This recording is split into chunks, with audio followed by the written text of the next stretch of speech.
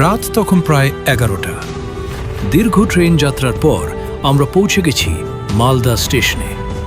সামনে অপেক্ষা করছি এক অসাধারণ অ্যাডভেঞ্চার, সন্দাকফু ট্রেকের শুরু। সারা রাতের যাত্রা শেষে সকাল প্রায় 7:30 আমরা পৌঁছালাম মানেভঞ্জনে।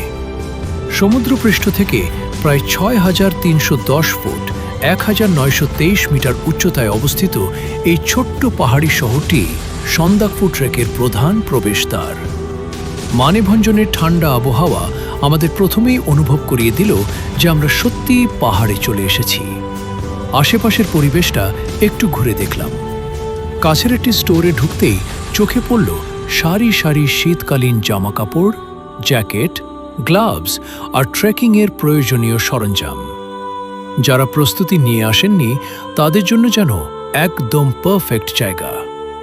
কিছুক্ষণ বিশ্রাম আর ঘোরাঘুরি করার পর আমরা আমাদের গাড়ি বুক করলাম। এবার গন্তব্য টুমলিং।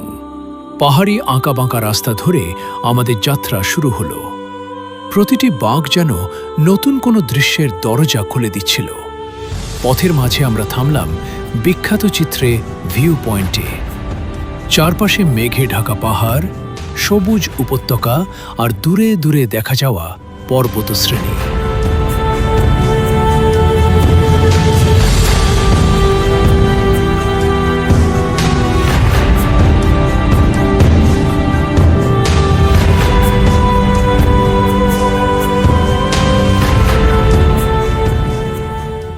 চিত্রে ভিউ পয়েন্টের মনোমুগ্ধকর দৃশ্য উপভোগ করার পর আমরা আবার রওনা দিলাম আমাদের গাড়িতে করে টুমলিংয়ের উদ্দেশ্যে।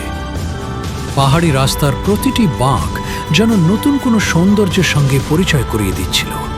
কিছুক্ষণ পর আমরা পৌঁছে গেলাম আমাদের আজকের গন্তব্য টুমলিংয়ে।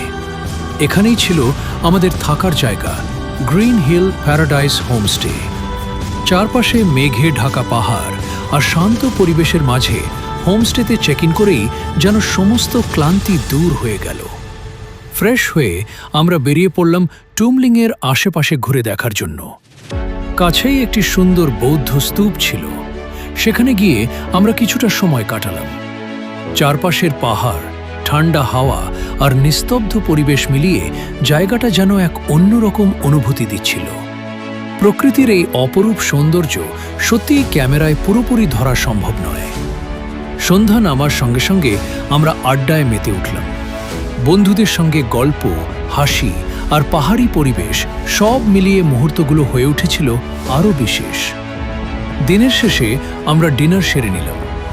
সামনে ছিল আরও বড় অ্যাডভেঞ্চার, তাই পরের দিনের প্রস্তুতির জন্য সবাই চলে গেলাম বিশ্রাম নিতে।